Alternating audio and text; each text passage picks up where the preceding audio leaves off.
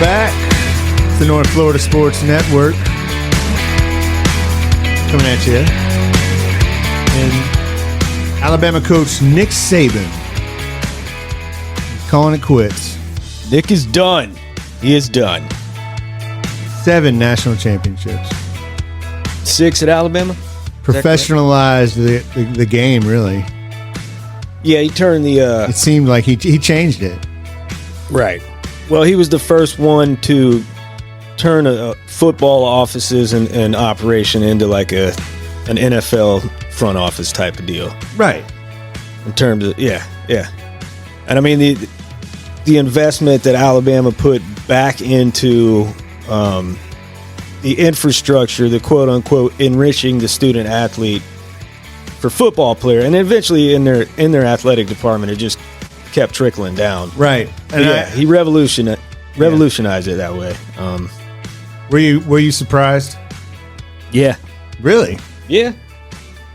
I don't think I was. I kind of saw. I mean, I knew it would be eventually, but I didn't think it would be. I don't know. There was just so much left, kind of unfinished, kind of, But at the same time, I think with the NIL changing it, changed it for him. Man. Yeah. I really do. Like you said, I mean, he put that infrastructure in. He was all for having the best facilities, making it easy for the players to develop those players to be good, and he did that better than anybody. But now that it's become more of just like you have to pay these guys before we have it, then I got to go yell at them, and they're just going to leave. Well, I'm telling you, that's the leaving part. I think is what hits coaches more than the NIL and paying the kids. It's the fact that these kids will bail in 2 years, and I don't get my full 4 years with them. Right. Like I wanted to. We work hard with these kids when they're freshmen and sophomores, and you want to see them develop through your program. And he's 72 years old, man. He's guy's been doing it for a long time. So eventually it dawns on you. You gotta sit down with it. Yeah, well, Coach Lanning from Oregon has turned down the Alabama job. Right. Used it as announced that he's not going anywhere. He's not going anywhere yet. I don't think he specifically turned down. Right. But it's hard. Who knows? It's whatever Jimmy Sexton says how it's going to go down. He represents everybody. Super agent. Yeah, he's eating good. Yeah, he is. In every neighborhood. He's all eating good in every neighborhood. Apparently. Jimmy Sexton is. Does not miss a meal. He's eating good. For all of that. I mean, it's really incredible that he represents like every coach. It's he runs the sport. He really does. Yeah. It's incredible, but when the game is not being played in the offseason, like that's when he dictates what's going on. Norvell now is the odds favorite, so betting. I think DeBoer jumped him. Yeah, but I mean you can't tell anything off. It's just that, Vegas, dude. Yeah. But Lanning was a slam dunk. 4 hours ago, right on their board. That just doesn't. Yeah. It's based I think it means that you have a good coach. And I think that is he's definitely a target. Right. And it's just funny. Nobody really knows to what degree. You hear chatter about the culture here from, said fans or whatever. It kind of shows you how crazy college football is. I mean, he changed that town. Dude, football fans and school athletic departments, the football offices are completely disconnected from each other in terms of reality. Right. What football fans think, that the athletic department thinks, or who's looking at coaches and things, like completely different. Mm-hmm. Some of the times they'll hit on it, if a guy sucks at recruiting and the fans are like, I don't know, he's not that strong a recruit. Yeah, stuff like that. But this culture talk and anything like that was coming from any Alabama fans or any of that, like that's completely disconnected from what the guys in the athletic department think. Obviously. They look at Norvell and see what he did in the period of time that he did it. Well, they're going all the names that are mentioned. That it's one of the best jobs in the sport, right? And so you're going to mention the top coaches in the sport, right? So if you were, it should be obviously he just won the Coach of the Year. Yeah, he won the the Bobby Dodd Trophy and the Bear Bryant Award. Yep, won a couple of those. Right, he did as good a job as anybody in the country. Probably better than anybody. Would you go to Alabama after Nick Saban? Me? No. I don't think it's about the money. No, yeah. It's not about the money going paid to the coach. Right. Would you want to follow that? Do you have unfinished business where you're here? You know, it depends on how you look at it. For me, I would just look at it as a quality of life from a stress standpoint. Yeah. You know? Now, we're roughly the same age, us and Norvell. Crazy. He wired differently. Honestly, I don't know if he thinks about things like that, high stress. I know that coaches like Mike Norvell, like Dan Lanning, would not be afraid to go after Saban. You know, to follow. I don't think he's scared like that. No, it's more about, like you said, is like, you know, is he still hungry here? Does he still feel like there's more to do here? Right. You know, and that nobody can really ever know except the coach. Well, I mean, you look at Lanning, right? He went to Oregon, right? They had just lost. Yeah. Taggart.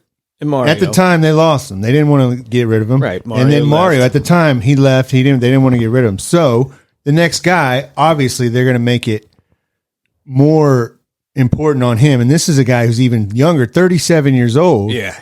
And I'm gonna be honest with you, man. Does he want to go back into that fire that he just came from? The fact that he you know, he's got experience there, right? And you know, he's coached at Alabama, he coached at Georgia. He knows what Georgia is currently. He knows what Alabama can be when it's running full strength. But he's also at a school where no one's done that ever. Exactly.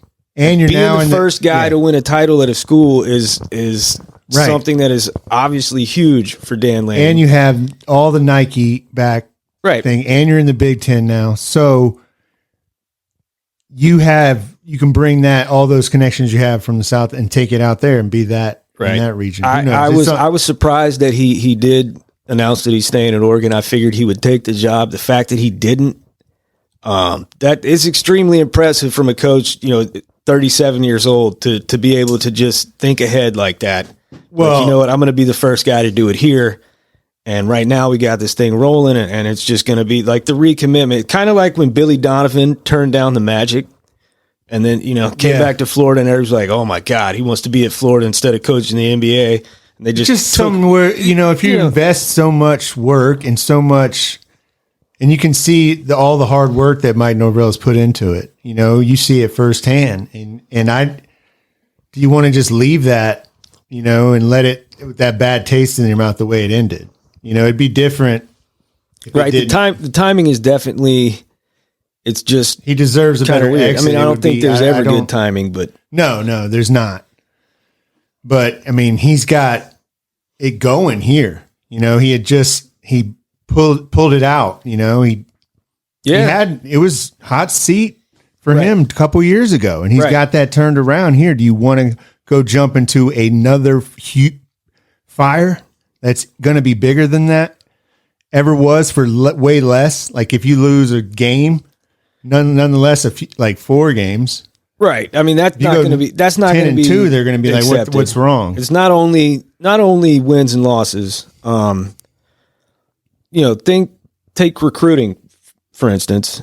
Think things that have happened to Florida State the past few classes, like that kind of stuff isn't tolerated by the Alabama fan base now. Not after 17 years of Nick Saban and the way that Alabama has just been a machine. You know, finishing number 4 or number 5 is the valley of the recruiting for Alabama, and that's something that Florida State is still trying. Like, there are other things that Mike Norvell kind of has used and things that he worked. For instance, you know, the transfer portal, you know, loyalty to assistant coaches, you know, that's something that really isn't tolerated so much in Alabama.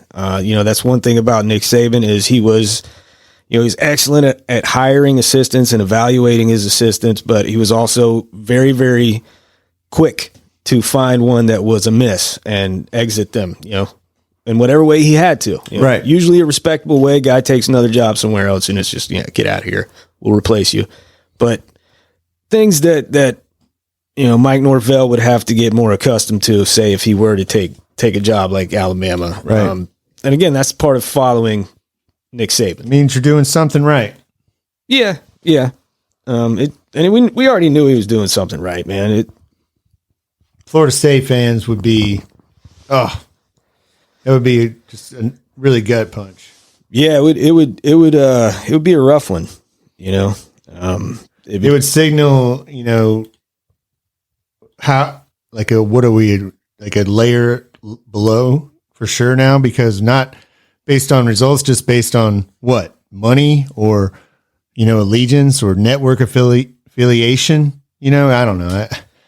You don't want to go down that road, but kind of see it playing out. Well, sometimes. Yeah. You're telling me that no one knew Saban was going to retire, and that didn't have anything to do with them making the playoff? Oh yeah. Well, I don't think they needed that. Right. I honestly, yeah. I don't think they needed that. But that's still. I think, right. I think had anybody known ahead of time, in the TV world and the execs that Nick Saban, this was his last year, you would have seen someone like Nick. Nah, he's not tipping his hand. I know, but to the right person. Yeah, but people suspect, but if they knew it could help him get in the playoff. Right, but what I'm saying is I don't think Nick thought that he'd have to, let's think if he thought that way. I think he would know that, dude, I don't have to resort to that. We're Alabama. Mm-hmm. We won the SEC. Right. They're going to put us in.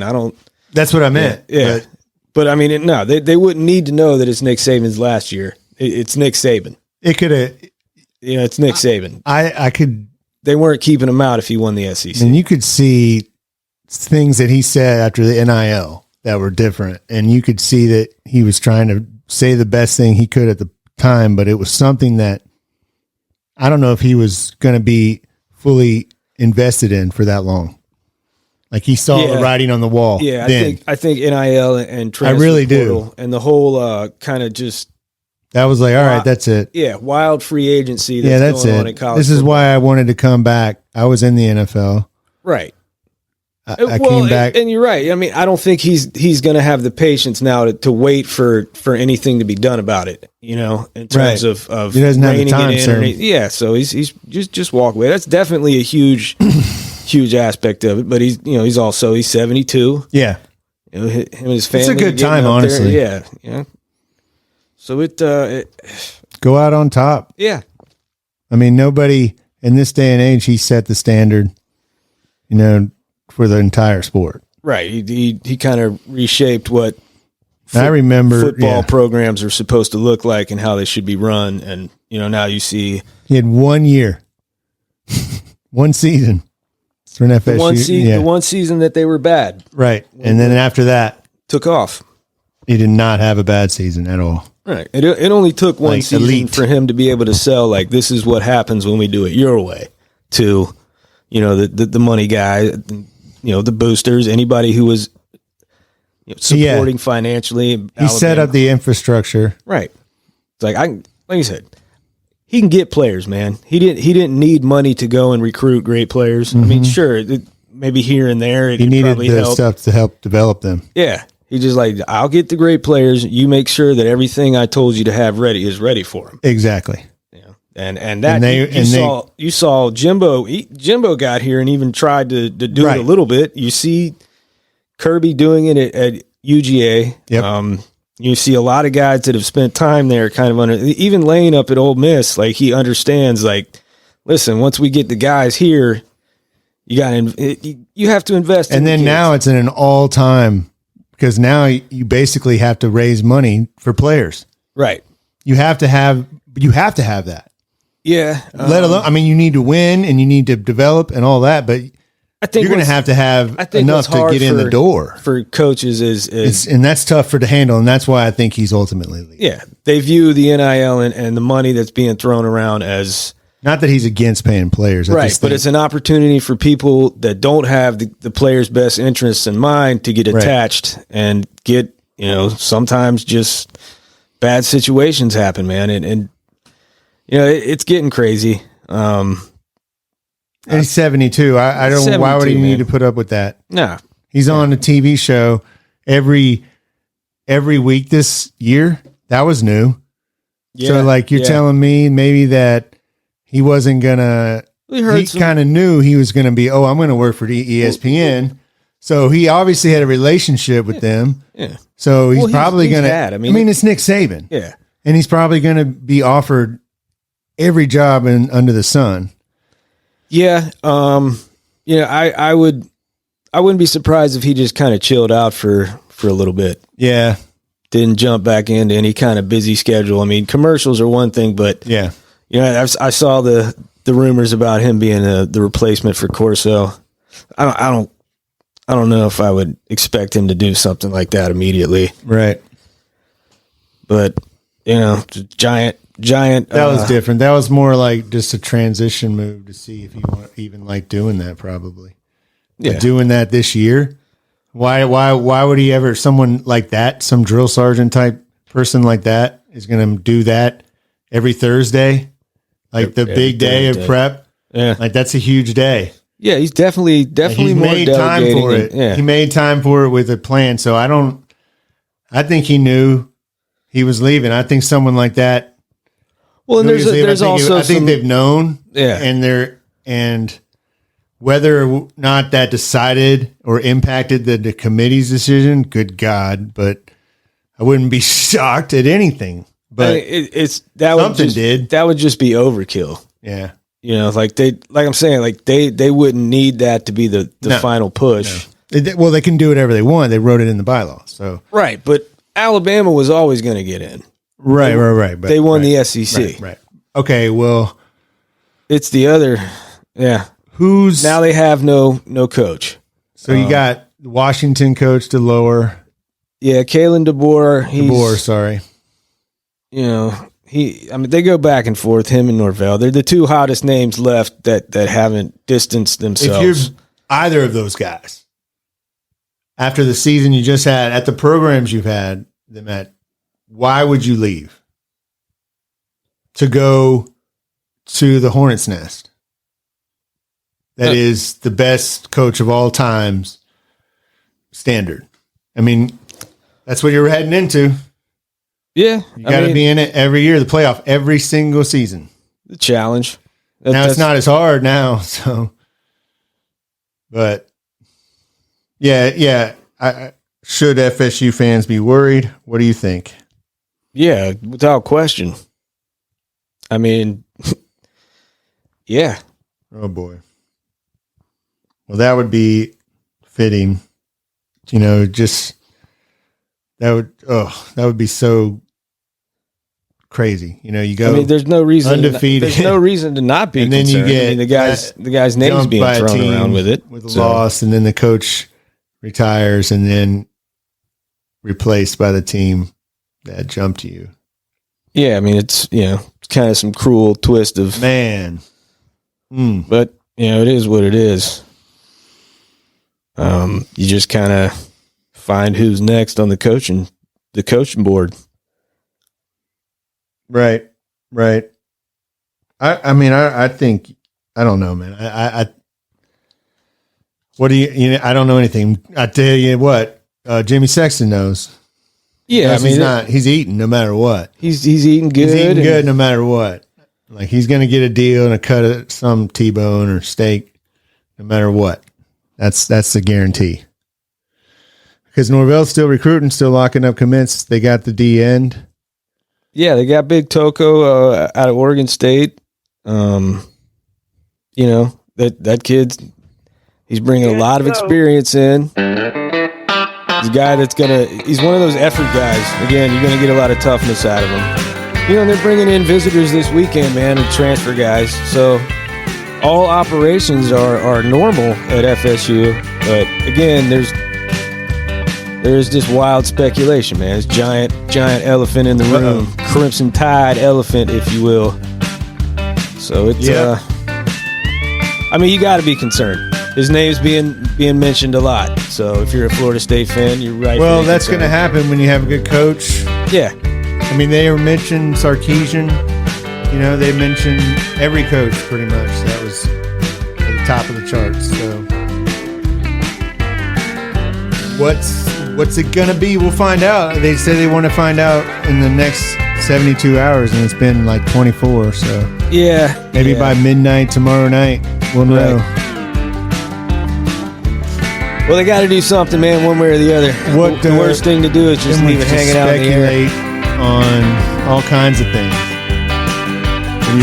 Yeah, I mean, you got some moves to make very quickly if that does happen. Yep. But we won't get there until we're there. No. Right now, it's just speculation. It's hot speculation. It is. You can take it with a grain of salt, but maybe not. Maybe not. I was looking forward to just doing some hoops, you know? Oh, no. The hoops, man. No. Yeah. So don't want to be both coaches. We already lost Willie Simmons this year. Yeah. Would that be like to have it happen again to a change of coach to go to the SEC? Yeah, you win the ACC and then dip out. Tough. We'll see. You know, do you want to go to a place like that where... I mean, it offers a lot of perks, man. Yeah. You get great money, access to the best players, best resources. The con is, you know, the expectation is going to be titles pretty much every 2 or 3 years, or your ass is out of here. Yep. Well, we'll find out and we'll react to it. We'll talk about it and we'll do it right here on the North Florida Sports Network.